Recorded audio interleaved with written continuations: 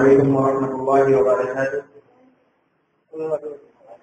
إن الحمد لله نحمده ونستعينه ونعوذ بالله من شرور أنفسنا ومن سيئات أعمالنا. من يهده الله فلا مضل له ومن يضلله فلا هادي له. أشهد أن لا إله إلا الله وحده لا شريك له وأشهد أن محمدا عبده ورسوله. أما بعد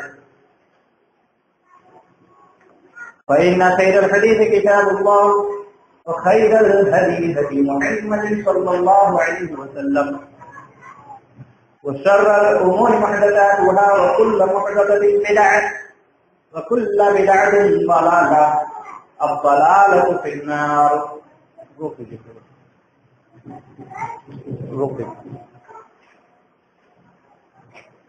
أعوذ بالله من الشيطان الرجيم.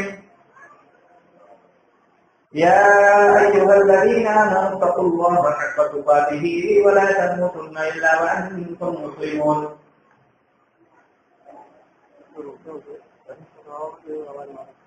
قال الله تبارك وتعالى في كلام المجيد: يا أيها الناس اتقوا ربكم الذي خلقكم من نفس واحدة وخلق منها زوجها وبث منهما رجالا كثيرا ونساء واتقوا الله الذي تساءلون به والأرحام إن الله كان عليكم رقيبا.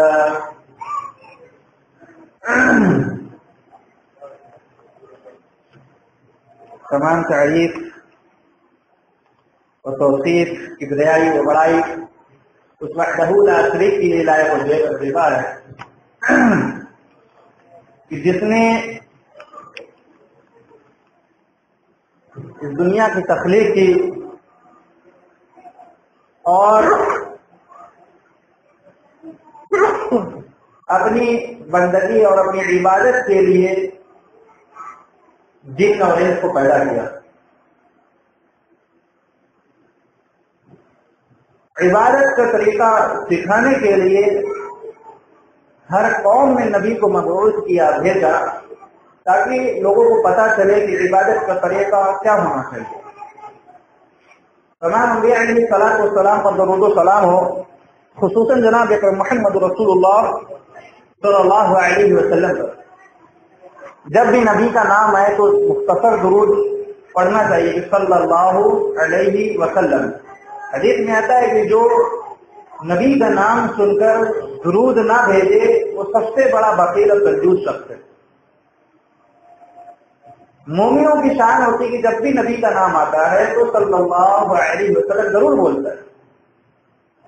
جیسا کہ آپ سبھی کو پچھلے جمعہ کی ٹاپک کی اطلاع تھی اور معلوم تھا، جو نہیں آئے تھے میری ماں اور بہنیں اور بھائی وہ سن لیں کہ پچھلے جمعہ پردے کے تعلق سے کچھ بات ہوئی تھی اور اس کے بعد نکاح کے بارے میں کہا گیا تھا کہ نکاح کے تعلق سے کچھ بات انشاءاللہ قرآن حدیث کی روشنی میں رکھوں گا کہ نکاح کے مقاصد اور ایک جو اہم اور نصیحت لینے والی جو حدیث ہے، امام بخاری رحمۃ اللہ علیہ نے لوگوں کو امت کی نصیحت کے لیے جو یہ حدیث لائے ہیں 11 عورتوں کی کہانی، یہ خصوصاً عورتوں کے لیے اور مردوں کے لیے بھی، لیکن خصوصاً عورتوں کے لیے.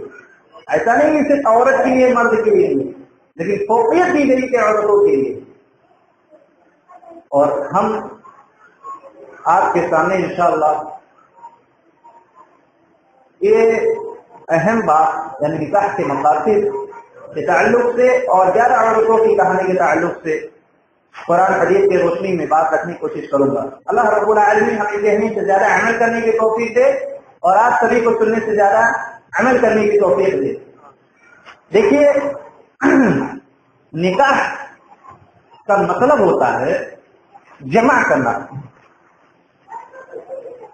جو اس کا ڈیفینیشن ہے جمع کے تعلق سے لیا گیا کہ عورت اور مرد کا ملاپ اس کو نکاح کہا جاتا ہے.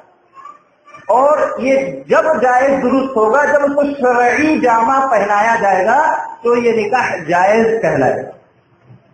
اور جب شریعت سے ہٹ کر اس کو نکاح میں माना जाए उसको तो वो निकाह नहीं कहलाता बल्कि बेहयाई कहलाती है। ये मुख्तसर है ताल्लुक निकाह के ताल्लुक से। अब इनका मकसद एक मुसलमानों के लिए क्या होना चाहिए, आइए कुरान मजीद इसके बारे में इरशाद फरमाता है। सूरह नूर आयत नंबर 32 यानी 25 के अंदर अल्लाह रब्बुल आलमीन इरशाद फरमाता है वअनकिहुल अय्याम मिनकुम वस्सालिहीन मिन इबादिकुम व इमाइकुम अन यकूनु फुक़रा युग़निहुमुल्लाहु मिन फ़ज़लि वल्लाहु वासिउन अलीम। सूरह नूर की आयत नंबर 32 अल्लाह रब्बुल आलमीन इरशाद फरमाता है, कुरान मजीद की आयत है ये, कि और तुम में से जो मर्द और औरत हों गैर शादीशुदा, तुम में से जो मर्द और औरत हों गैर शादीशुदा यानी निकाह नहीं किए हैं, उनका निकाह कर दो और अपने नेक वक्त गुलामों और लोंडियों का भी निकाह कर दो। अल्लाह रब्बुल आलमीन कहता है कि अगर ये फकीर होंगे, अन यकूनु फुक़रा, अगर ये फकीर होंगे यानी बहुत सारे वो तो बेचारे गरीब हैं, ऐसा है उतना कि सिर्फ अपना खा सकते हैं, है ऐसा नहीं है कोई एकदम गरीब है, आज के दौर में ऐसा नहीं है, कुछ तो इंसान के पास रहता ही है कि खाना गुजर बसर कर सकता है वो। तो अल्लाह ताला कहता है कि अगर निकाह करोगे तो युग़निहुमुल्लाहु मिन फ़ज़लि, तो अल्लाह अपने फजल से आपको गनी कर देगा, मालदार बना देगा। अब मालदार का मतलब यही नहीं लिया जाएगा कि आपको बिल्डिंगे और आपको जब तक पैसा नहीं दिया तो आप मालदार नहीं है।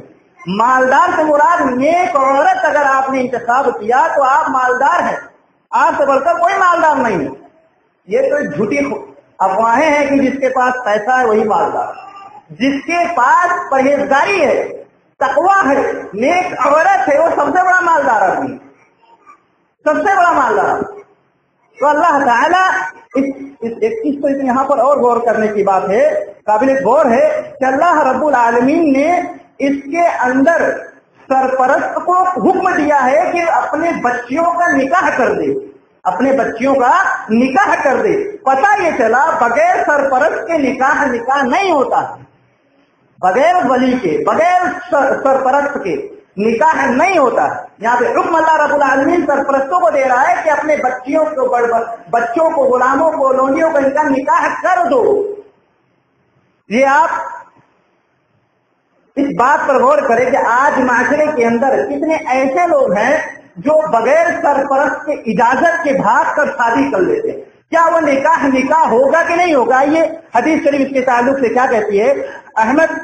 इमाम अहमद रहमतुल्लाह अलैह ने अपनी हदीस के अंदर बोला है, इमाम अबू दाऊद रहमतुल्लाह अलैह ने भी इस हदीस को अपनी हदीस के अंदर लाए, और इमाम तिरमिज़ी रहमतुल्लाह अलैह ने इस हदीस को अपने हदीस के अंदर लिया है, और इब्ने माजा के अंदर भी हदीस मौजूद है। अल्लामा अलबानी रहमतुल्लाह अलैह इस हदीस को सही करार देते हैं कि जो कोई बगैर सरपरस्त की इजाजत के निकाह कर लेता है फनिकाहुहा बातिलुन फनिकाहुहा बातिलुन फनिकाहुहा बातिलुन। एक दफा कह देते तब भी मानना है हमें, 3 दफा कहने की बात यह कि इसमें कोई शक शुबा नहीं है वो निकाह बातिल है, वो निकाह ही नहीं है, वो बल्कि बेहया या बेगैरती है जो बगैर सरपरस्त की इजाजत के हो। वो निकाह ही नहीं है, बेगैरती है, इससे बचना चाहिए। अल्लाह के नबी सल्लल्लाहु अलैहि वसल्लम इरशाद फरमाते हैं कि अल्लाह रब्बुल आलमीन 3 लोगों की मदद करता है, ये उसके ऊपर हक है 3 लोगों की मदद करना। आइए अहमद और तिरमिज़ी और नसाई के हवाले से ये हदीस रख रहा हूँ, और अल्लामा अलबानी रहमतुल्लाह अलैह ने सहीह जामे के अंदर हदीस नंबर 3050 के अंदर ये हदीस को नकल किया। वो क्या है हदीस कि सलासुन हक़्क़ुन अलल्लाहि औनुहुम अल मुजाहिदु फी सबिलिल्लाह वल मकातिबु अल्लज़ी युरीदुल अज़ाअ वन नाकिहु अल्लज़ी युरीदुल अता।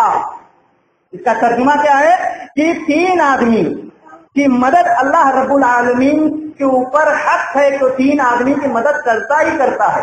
अल मुजाहिदु फी सबीलिल्लाह, अल्लाह के राह में जो जद्दोजहद करे, मेहनत करे, मशक्कत करे, जिहाद करे। जिहाद का मतलब वो नहीं जैसा आजकल लोग लेते, वो जिहाद नहीं, वो तो जाहिलाना हरकत है, उसका इस्लाम से कोई ताल्लुक نہیں ہے.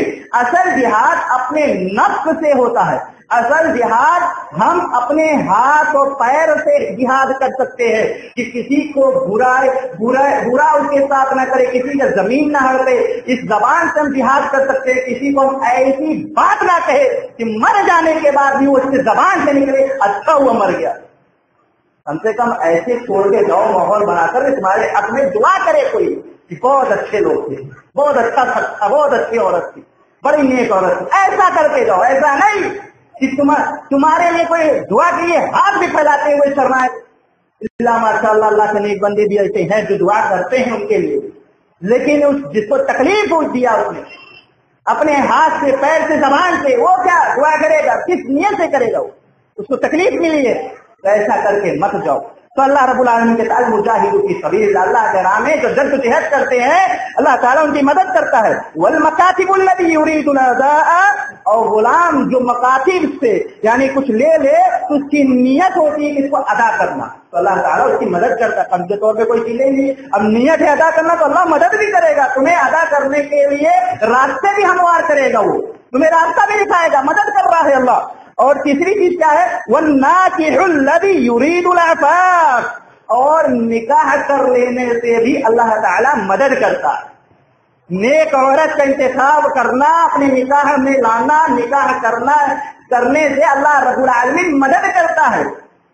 آج دیکھ لیجئے, کبھی کبھی انسان ایسا تنگ دست ہوتا ہے کہ اس کے پاس صرف اپنے کھانے بھر کا ہوتا ہے, لیکن جب شادی ہو جاتی ہے تو اس کا اسی حساب سے رزق بھی بڑھنے شروع ہو جاتا ہے, رزق بھی بڑھنے لگتا ہے اس کا. یہ کیا ہے؟ یہ مدد ہو رہی ہے, اللہ رب العالمین مدد کر رہا ہے. ٹھیک ہے, تو 3 لوگوں کی مدد اللہ رب العالمین کرتا ہے. اور نکاح سے بہت سارے لوگ بھاگتے ہیں کہ ابھی تو ہم پیر پہ کھڑے نہیں ہوئے ہیں, ابھی ہم انجینئرنگ کر لے, فلا کر لے. اور والدین بھی کہتے ابھی بچہ ہے, ابھی کہاں, ابھی اس کو اپنا کریئر دیکھنے دو. نہیں, اور میں آپ کو سورہ رعد کی آیت نمبر 38 سے بات بتلاؤں کہ نکاح کی اہمیت انبیاء اور نبیوں کی نظر میں کیا تھا. وَلَقَدْ أَرْسَلْنَا رُسُلًا مِّن قَبْلِكَ وَجَعَلْنَا لَهُمْ أَزْوَاجًا وَذُرِّيَّةً. اللہ تعالیٰ ارشاد فرماتا ہے کہ آپ سے پہلے بھی ہم نے بہت سارے رسولوں کو بھیج چکے اور سب کو بچوں والا, بیوی والا بنایا ہے. پتہ یہ چلا نبی نکاح کرتے تھے, یہ انبیاء کی سنت ہے نکاح کرنا. اب اس کی تفسیر اگر دیکھیں گے تو بہت جامع تفسیر امام قرطبی رحمۃ اللہ علیہ نے اس آیت کی تفسیر لکھے. تفسیر قرطبی کے اندر جلد نمبر 9 صفحہ نمبر 327 کے اندر انہوں نے 2 مسئلہ اس سے نکالا. ایک مسئلہ یہ تفسیر نکالی اس کی کہ لوگ یعنی یہود و نصارا جب نبی اکرم صلی اللہ علیہ وسلم کو شادی کے حالت میں دیکھا, نکاح کے حالت میں دیکھا کہ آپ صلی اللہ علیہ وسلم نکاح کیے ہیں, تو وہ کہتے تھے کہ کیسا نبی ہے, نکاح کر رہا ہے, کیسا نبی ہے, اس کو تو ذمہ داری نبھانی چاہیے, اس کو تو لوگوں کا خیال رکھنا چاہیے, کیسا نبی ہے نکاح کرتا ہے. تو اللہ تعالیٰ یہ آیت نازل کر کے واضح کر دیا کہ ہم نے ان سے پہلے آپ صلی اللہ علیہ وسلم سے پہلے بہت سارے انبیاء رسول کو بھیجا اور سب کو بیوی بچے والا بنایا. اگر محمد صلی اللہ علیہ وسلم سے بیوی بچے والے ہو گئے تو کون سا برا تھا. یہ امام قرطبی رحمۃ اللہ علیہ کی تفسیر ہے. اور دوسرا جو مسئلہ فرض کیا وہ یہ ہے کہ نکاح کی ترغیب بھی اس کے اندر ہے کہ سنت رسول ہے, اس سے منہ موڑ لینا گویا رسول اللہ صلی اللہ علیہ وسلم کی بتائی ہوئی سنت سے منہ موڑ لینا. اور ظاہر سی بات ہے کوئی رسول اللہ صلی اللہ علیہ وسلم کی سنت سے منہ موڑتا ہے مسلمان ہوتا ہے؟ نہیں ہوتا ہے. مومن ہوتا ہے؟ نہیں ہوتا ہے. جب رسول کی سنت سے منہ موڑ رہا ہے تو مسلمان مومن نہیں ہوتا ہے. نکاح ایک ایسا چیز ہے کہ نکاح کرنے سے کے بعد انسان کا آدھا دین مکمل ہو جاتا ہے, آدھا اسلام اس کا مکمل ہو جاتا ہے, آدھے دین میں آ جاتا ہے وہ نکاح کر لینے سے. جیسا کہ الترغیب و ترہیب کے اندر علامہ البانی رحمۃ اللہ علیہ نے صفحہ نمبر 1916 کے اندر ارشاد فرمایا, اس حدیث کو نقل کیا, کیا اذا تزوج العبد فقد استكمل نصف الدين فليتق الله في النصف الباقي. یہ اللہ کے نبی صلی اللہ علیہ وسلم کی حدیث ہے، اور یہ علامہ البانی رحمۃ اللہ علیہ نے اپنے ترغیب الترہیب کی کتاب کے جلد صفحہ نمبر 1916 کے اندر نقل کیا. کیا چیز کہ نکاح کے بعد انسان کا آدھا دین مکمل ہو جاتا ہے، فلیتق اللہ فی النصف الباقی، باقی دین کے لیے اللہ سے ڈرتے رہنا چاہیے، اللہ کا تقوی اختیار کرنا چاہیے. پتہ یہ چلا کہ انسان اگر نکاح کر لیا تو اس کا آدھا دین مکمل ہو گیا ہے.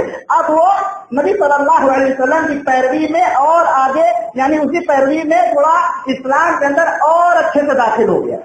ابھی آدھا داخل ہو گیا اور آدھے کے لیے اس کو ڈرتے رہنا چاہیے، اللہ سے ڈرتے رہنا چاہیے، کہیں کوئی غلط کام نہ کر بیٹھے کہ ابھی ہم نکاح کر کے آدھے دین میں آئے ہیں، پھر ہم کوئی ایسا کام نہ کر لے کہ ہم پھر دین سے نکل جائیں. اس سے پرہیز کرنا چاہیے. اور انسان کے لیے سب سے بڑی خوش نصیبی اس کی 4 چیزوں پر ہے. خوش نصیبی ہے انسانوں کے لیے 4 چیزوں کی، تو غور سے سننا.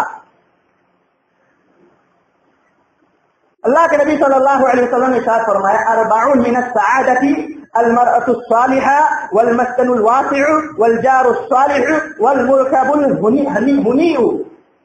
اللہ کے نبی صلی اللہ علیہ وسلم نے ارشاد فرماتے ہیں، اور یہ بھی حدیث الترغیب والترہیب کے اندر صفحہ نمبر 1914 کے اندر یہ حدیث موجود ہے کہ آپ صلی اللہ علیہ وسلم نے ارشاد فرمایا 4 چیز ایک خوش نصیبی کی علامت. 4 چیز کو غور سے سننا. پہلی چیز المرأة الصالحہ، نیک عورت کا انتخاب کرنا، دیندار عورت کو دیکھنا، یعنی دیندار عورت سے شادی کر لینا یہ خوش نصیبی ہے. ابھی اس کو بتا کر اس کی تفسیر میں لاؤں گا انشاءاللہ. تو پہلی چیز یہ ہو گئی والمسکن الواسع، اور مسکن کا مطلب ہوتا ہے گھر، گھر کشادہ ہونا، اچھا گھر ہونا، بڑا گھر ہونا. ٹھیک ہے، یہ بھی خوش نصیبی کی علامت ہے. والجار الصالح، اور اچھا پڑوسی ہونا، پڑوسی بھی اچھا مل گیا تو اور اچھی بات ہو گئی. والمرکب الہنیء، اور اچھی سواری، اچھا سواری بھی مسلمانوں کے لیے خوش نصیبی کی علامت ہے. اب یہ 4 چیز پہ غور کرتے ہیں. المرأۃ الصالحہ، صالح عورت کیوں کہا اللہ رب العالمین؟ اللہ کے نبی صلی اللہ علیہ وسلم نے کیوں کہا کہ صالح عورت کا انتخاب کرو؟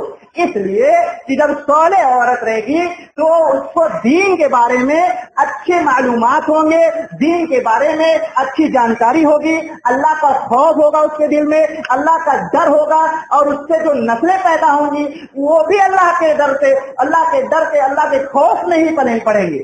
کیوں؟ کیونکہ ماں اگر دیندار ہے تو بچوں کی پرورش دین کے دائرے میں رہ کر کرتی ہے. کیوں؟ اس کو ڈر ہوتا ہے کہ کل رب العالمین ہم سے پوچھے گا تجھے میں نے 10 11 14 12 1 2 اولاد کیے تھے، تم ان اولادوں کو کہاں پر لگایا، کس لائن پر لگایا؟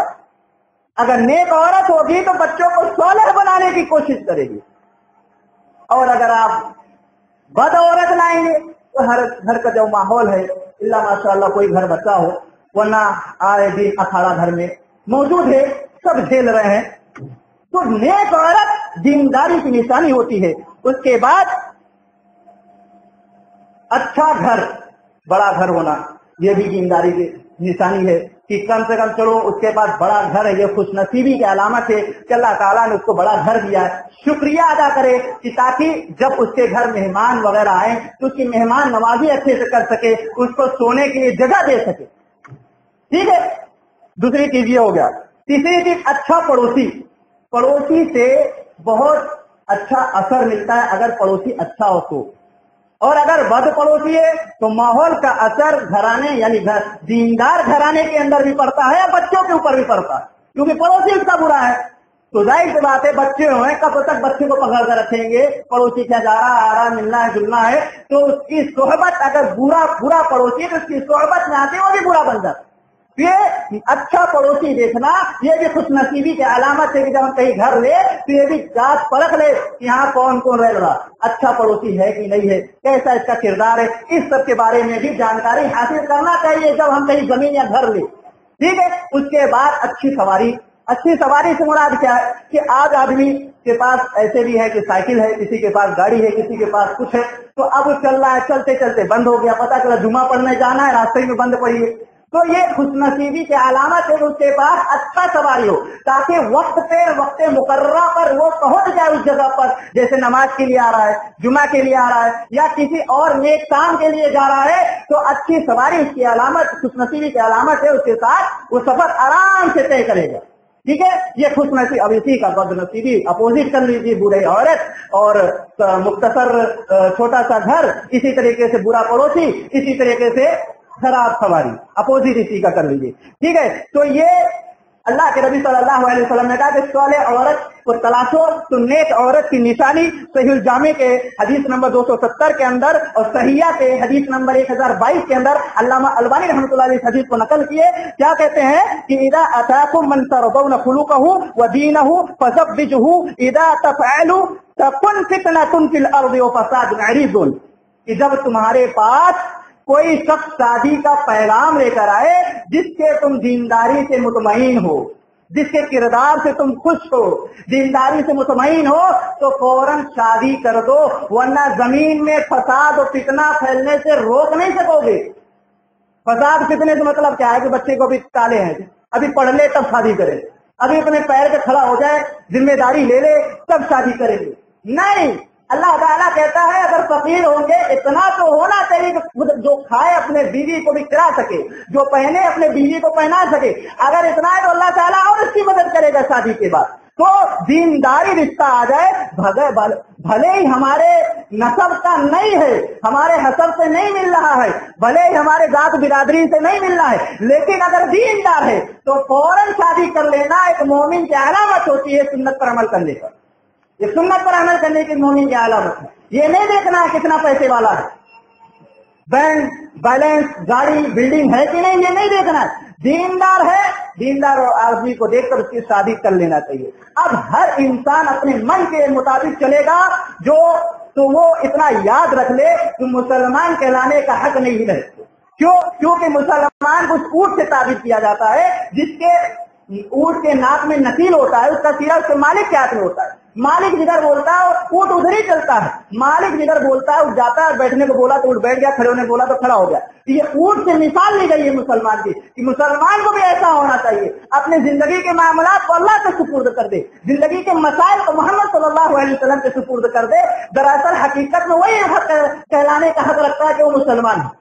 کہ جہاں پر اللہ رسول کی بات آ جائے گی ہم اپنے نفس کی بات نہیں مانیں گے، اپنے خاندان، اپنے بڑے کی، اپنے بھلے کی، وہ ناراض ہو جائیں گے، یہ ناراض ہو جائیں گے، ہو جائے. اللہ رب العالمین ہم سے ناراض نہ ہو. ہر مومن یہی چاہتا ہے کہ رب العالمین ہم سے ناراض ہو. بیوی، بچے، گھر والے، احباب، پڑوسی، خاندان، رشتے دار ناراض ہو جائے. یہ آپ کے خبر میں نہیں دیکھنے والے، یہ آپ آ کے خبر میں بیٹھتے ہیں، حساب کتاب آپ کا نہیں دیں گے. آپ کا اپنا عمل خود کام آئے گا کہ زندگی میں جو آپ کو اللہ رب العالمین نے زندگی دیا تھا اس کو کہاں پہ خرچ کیا. یہ کوئی نہیں آئیں گے. یہ جتنے بھی ہمدردی دکھا رہے ہیں، جتنے بھی، سب یہی رہ جائے گا، سب کچھ یہی رہ جائے گا تو صرف آپ کا عمل جائے گا کہ آپ نے عمل کیسا کیا ہے. تو یہ ہم سبھی کو دیکھنا چاہیے کہ اگر کوئی نیک رشتہ آ رہا ہے تو فوراً شادی کر دو. اب اور شادی کے انتخاب کے لیے اللہ کے نبی صلی اللہ علیہ وسلم نے کیا کہا کہ کس طریقے سے کون سی عورت سے شادی کرنا اور کس پر فوقیت دی ہے. آئیے بخاری مسلم کے حوالے سے میں آپ کے سامنے حدیث رکھتا ہوں کہ اللہ کے نبی صلی اللہ علیہ وسلم ارشاد فرماتے ہیں تنکح الامرأۃ لأربع لمالها ولحسبها ولجمالها ولدینها فاظفر بذات الدین تربت یداک. اللہ کے نبی صلی اللہ علیہ وسلم ارشاد فرماتے ہیں کہ تم عورت سے 4 چیزوں کے بنا پر شادی کرو. 4 چیزوں کے بنا پر. لمالها، اس کے مال، ولحسبها، حسب و نسب، ولجمالها، اس کی خوبصورتی، ولدینها، اس کی دینداری، فاظفر بذات الدین تربت یداک. تم دین کو فوقیت دو، تمہارے ہاتھ خاک آلود ہو جائے. یہ رسول اللہ صلی اللہ علیہ وسلم نے غصے میں اظہار کیا ہے کہ اگر دینداری کو فوقیت نہیں دو گے تمہارے ہاتھ مٹی میں سن جائے. دین کو فوقیت دینا ہے، دیندار عورت کا انتخاب کرنا ہے. اب اگر ہم صرف خوبصورتی کے پیچھے بھاگے، یا ہم صرف مال کے پیچھے بھاگے، یا ہم صرف اپنے ذات برادری کے پیچھے بھاگے، تو گویا یہ رسول اللہ صلی اللہ علیہ وسلم کی سنت کی مخالفت کرنا ہوگا. رسول اللہ صلی اللہ علیہ وسلم کی سنت کی مخالفت ہے یہ. اب جو مخالفت کرتا ہے، اگر آپ پریکٹیکل دیکھنا چاہتے ہو تو کبھی معاشرے میں نظر دوڑا کے دیکھو، آپ کو ملے گا जहां पर दीनदार औरत नहीं है वहां घराने के अंदर अखाड़ा मचा हुआ, आए दिन नखरा, आए दिन झगड़ा, आए दिन फसाद। क्योंकि दीनदार कहने को तो है, मुसलमान है, लेकिन दीनदारी झलक नहीं रही है, अमल के मैदान में नहीं है। तो वो दीनदार नहीं, वो दीनदार जो लिमा तक़ूलून मा ला तफ़अलून, जो कहे उस पर अमल करे, जो कहे उस पर अमल करे, वो दीनदार है। तो हमें अपने घर के माहौल के हिसाब से दीनदारी को ढालना चाहिए कि हम अपने घर में किस तरीके से सलाह कर सकते हैं, उनका नेचर परख कर उनके हिसाब से दीन को फैलाए हिकमत के तरीके से। तो जब नेक औरत रहेगी तो घरों में दावत तबलीग आम होगा, घरों में पता चलेगा कि हाँ कुरान हदीस क्या चीज है, इस्लाम क्या है, रसूल किस लिए है, बच्चों को इसके बारे में इल्म होगा। क्यों? क्योंकि दीनदार औरत का इंतखाब किया है। और एक हदीस है कि नेक औरत की निशानी में अल्लाह के नबी सल्लल्लाहु अलैहि वसल्लम इरशाद फरमाते हैं, अबू दाऊद की हदीस है, हदीस नंबर 1664 के अंदर, अला उखबिरुकुम बिखैरी मा यकूनु अलमरतु स्वालिहा इदा नज़रा इलैहा तसर्रतहु व इदा ग़ाब अन्हुमा हफिज़तहु व इदा अमरहा अताअतहु। अल्लाह के नबी सल्लल्लाहु अलैहि वसल्लम इरशाद फरमाते हैं कि मैं तुम्हें बेहतरीन खजाने के बारे में ना बताऊं। अल्लाह के नबी सल्लल्लाहु अलैहि वसल्लम कहते हैं मैं तुम्हें बेहतरीन खजाना जानते हैं ना, दौलत, सबसे बेहतरीन दौलत क्या है? बैंक बैलेंस में करोड़ों रुपया पड़ा, वो बेहतरीन दौलत है? नहीं, वो बेहतरीन दौलत नहीं है। अल्लाह के नबी सल्लल्लाहु अलैहि वसल्लम कहते हैं सबसे बेहतरीन दौलत, बेहतरीन खजाना क्या है? अल-मरअतु स्वालिहा, औरत, नेक औरत सबसे बेहतरीन खजाना है, बेहतरीन दौलत है नेक औरत। उसके बाद जब उसका खाविद उसको देखता है तो खुश हो जाता है, खुशी मुशर्रत करता है। क्यों? क्योंकि अपने खाविद के लिए ही वो सब कुछ करती है, तो खाविद उसको देखकर खुश हो जाता है। तो ये दीनदार औरत की पहचान है, दीनदार औरत की पहचान है। और जब उसका खाविद किसी बात का हुक्म देता है तो वो उस पर अमल करती है। ये दीनदारी औरत का, दीनदार औरत की ये पहचान है। ये कुछ अहम बातें जो कुरान हदीस के रोशनी में मैंने आपके सामने रखा, जो निकाह के मकासद में से एक नौजवान को निकाह में देर नहीं करना चाहिए। अब जाहिर सी बात है जब वो निकाह नहीं करेगा तो उसके अंदर की फितरत जो है वो जागेगी, वो गलत काम करने पर आमादा होगा। गलती उसकी भी है, गलती उसके घर वालों की भी है कि अपने बच्चे के ऊपर नजर नहीं दौड़ा रहे कि हाँ वो शादी के लायक हुआ कि नहीं हुआ। अगर वो कोई गलत काम करेगा तो उसका भी बवाल उसके घर वालों को भी पड़ेगा। इसलिए अगर बच्चा इतना हो, उसकी इस्तिताअत हो कि खा सकता है, खिला सकता है, शादी कर देना चाहिए। अल्लाह ताला का यक़ूलु फ़ुक़रा युग़निहिमुल्लाहु मिन फ़ज़ली, अगर फकीर भी हो गए तो अल्लाह ताला अपने फजल से गनी कर देगा। तो ये शादी के ताल्लुक से कुछ नसीहतें, कुछ मकासद थे जो हम सबको इस पर अमल करना चाहिए। और जब भी हम अपने बच्चे और बच्चियों के निकाह तलाशे, निकाह करने के बारे में सोचे तो दीनदार औरत, और औरत भी ये चाहती है कि हमारा शोहर जो बने वो भी दीनदार शोहर हो। तो दोनों को एक दूसरे को समझ कर करना है। और अपने बच्ची के लिए जिस तरीके से आप रिश्ता तलाश में हो कि हम अपने बच्ची को नेक शोहर उसको दे सके, नेक दीनदार आदमी मिल जाए, तो ये भी सोचो किसी बच्ची को तुम ला रहे हो तो वो भी चाहेगा कि हमारी बच्ची जहाँ जा रही है उसके सास कैसी है, उसके ससुर कैसे है, उसका देवर कैसा है, उसका घराना कैसा है, वो भी अगला सोचेगा यही कि अगर घराना दीनदार है तो हम अपनी बेटी की शादी करें, और अगर नहीं है तो नहीं करेगा। क्यों? तो सल्लल्लाहु अलैहि वसल्लम ने इसके बारे में बोला है कि दीनदार रिश्ता तलाश को, दीनदारी रिश्ता। तो ये निकाह के ताल्लुक से कुछ बातें थी।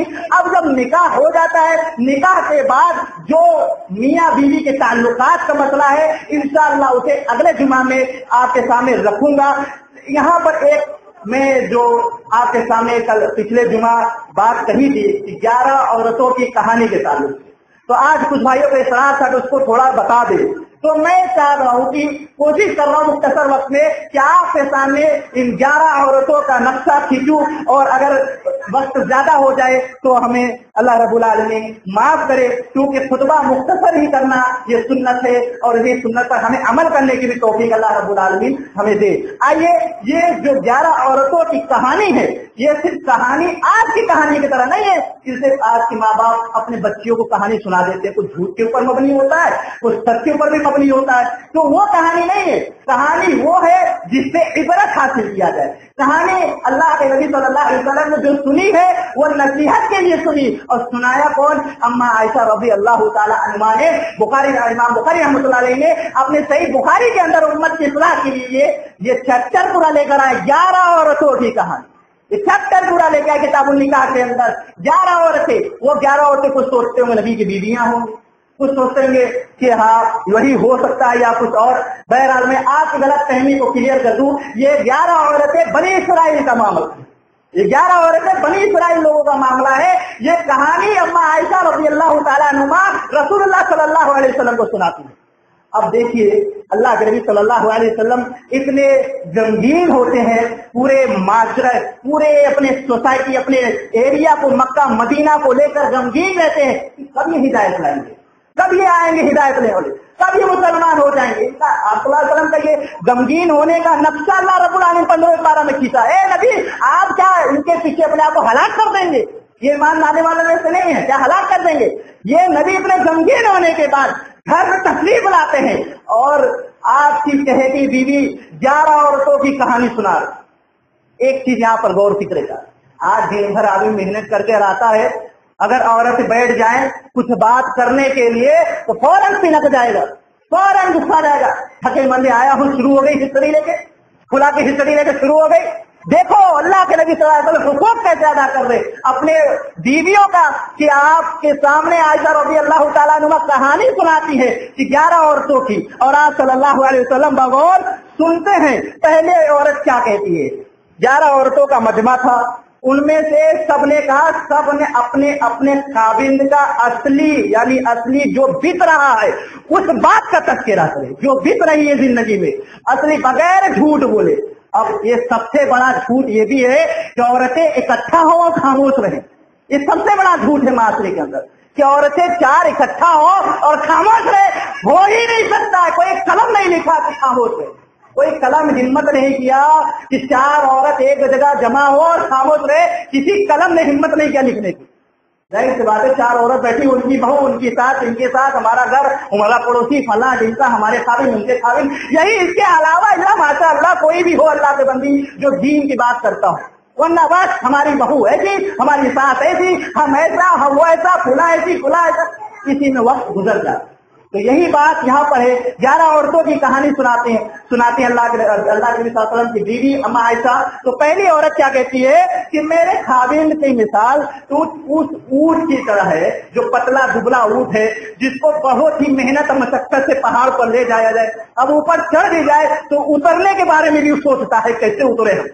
यानी इतना वो बखील, इतना कंजूस है कि सारी कंजूसी उसके अंदर भरी हुई, सारी कंजूस, एक रुपया काट के लेता है। बहुत सारे हमारे दोस्त थे, वो बताते हैं कि हमारे पड़ोसी एक था, उसकी जून की तपिश गर्मी, रोजे का मौसम, अपनी बीवी को 1 रुपया नहीं देता कि कम से कम बर्फ होगा, 1 रुपया नहीं देता। इतना बड़ा बखील, इतना बड़ा कंजूस था। तो वो बताती है आयशा रज़ी अल्लाह ताला अन्हा कि देख, एक औरत ने कहा कि हमारे शौहर की मिसाल उस पतले दुबले ऊंट की तरह है, जो चढ़ तो जाए किसी तरीके से, हाँफते हाँफते ऊपर चला जाए, लेकिन अब वहां सोते ऊपरे कैसे। वही मिसाल है कि बखील कंजूस है। तो आइए इस पर एक हदीस भी देखते हैं कि सहाबा कराम में से एक सहाबी रसूल आते हैं, नबी अकरम सल्लल्लाहु अलैहि वसल्लम से कहते हैं, या रसूलुल्लाह, हमारे पास 1 दिनार है, उसका क्या करूं? अल्लाह के नबी ने ये नहीं कहा कि मस्जिद में दे दो, मदरसे में दे दो, ऐसा नहीं कहा कि ये पैसा अपने बीवी को दे दो। फिर कहा 1 दिनार और है, कहा अपने बच्चे को दे दो। फिर कहा 1 दिनार और है, कहा अपने घर में जिसको चाहो दे दो। फिर कहा 1 दिनार और है, कहा अब आपका मन जहां चाहो खर्च कर दो। पहली बात कि सबसे पहले अल्लाह के नबी सल्लल्लाहु अलैहि वसल्लम ने कहा कि अपने बीवी को दे दो, दूसरा अपने बच्चे को दे दो, तीसरा अपने घर वालों को दे दो, चौथा जहां समझो मुनासिब वहां खर्च कर दो। ये साहबे रसूल हैं। सबसे बेहतरीन सदका जो होता है अपने अहलो अयाल के अंदर सर्व करना हो, सबसे बेहतरीन सदका। तो ये पहली औरत की जो मिसाल दी अपने शोहर की कि ऐसा सा मेरा शोहर है। इसी तरीके से दूसरी औरत कहती है कि मेरे शोहर के अंदर इतने ऐब हैं कि दुनिया की जितनी भी ऐब हो हमारे शोहर के अंदर मिले। अगर मैं कुछ कह दूं तो फौरन तलाक, मुंह पे रखा हुआ है तलाक, फौरन तलाक। अगर देखो पहली औरत भी अपने शोहर की हिस्ट्री सही से ही बताई, छुपाया नहीं, दूसरी ने भी अपने शोहर की हिस्ट्री बता दी। क्या मेरा शोहर तो ऐसा है कि जितना भी ऐब कहा जाए उसके अंदर कम नहीं है, बहुत सारे ऐब, बहुत बुराइयों के ऐब है उसके अंदर, ठीक है, और अगर मैं कुछ बोल दूं तो फौरन तलाक दे दे। इसके ऊपर एक हदीस आपके सामने रखता हूँ कि उमर रज़ी अल्लाह तआला अन्हुमा के पास एक औरत आती है और कहती है, ए उमर हमारा तलाक करवा दो, हमारा तलाक करवा दो। तो उमर रज़ी अल्लाह तआला अन्हु कहते हैं, इस औरत को बदबूदार कमरे में बंद कर दो, बदबूदार कमरे में बंद कर दो। जब उस औरत को बदबूदार कमरे में बंद कर दिए 3 दिन बढ़ गए, 3 दिन के बाद निकले। उसके बाद उमर रज़ी अल्लाह तआला अन्हुमा पूछते हैं क्या बात है? कहा, ऐ उमर मुझे अपनी शादी के पूरे दिन ऐसे नहीं मिले जो 3 दिन इसमें मिले, इतनी आरामदायक जिंदगी गुजरी हमारी जिंदगी, इतना पक गई थी अपने शोहर से। पता ये चला कि 3 दिन इतनी बदबूदार कमरे में वो बर्दाश्त कर ली कि उससे तो अच्छा यही है, कम से कम उससे तो अच्छा है। तो ये नसीहत के लिए है कि हम सबको इस बात पर गौर करें, किसी की बेटी लाए हो अपने घर के अंदर तो अपनी बेटी की तरह उसको डील करो। अगर किसी की बेटी आपकी बीवी बन रही है तो उसको उसका हक अच्छे अंदाज से दो। अल्लाह रब्बुल आलमीन से दुआ है कि हम सबको इस बात पर अमल करने की तौफीक इनायत फरमाए। और इंशाअल्लाह अगले जुमा में इसी ताल्लुक से 11 औरतों के ताल्लुक से आपके सामने बात रखने की कोशिश करूंगा। तो ये दूसरा मिसाल मैंने आपके सामने औरत 11 औरतों के ताल्लुक से दूसरी मिसाल मैंने रखा। इंशाअल्लाह अगले जुमा में इसके आगे से और तफसील इंशाअल्लाह आपके सामने रखने की कोशिश करूंगा। अल्लाह ताला हमें कहने से ज्यादा अमल करने की तौफीक इनायत फरमाए, आमीन।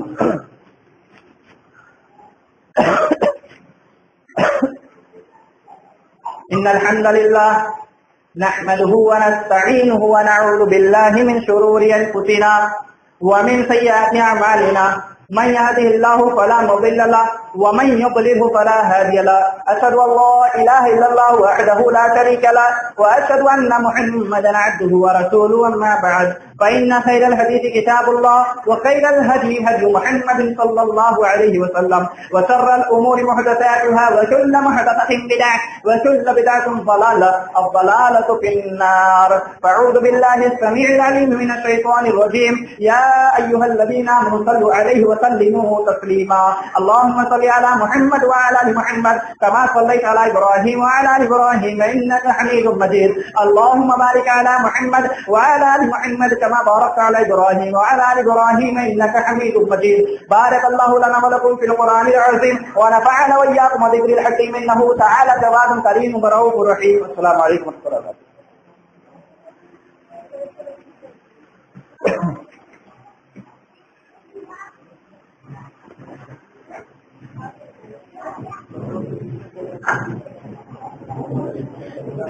बरकातुहू।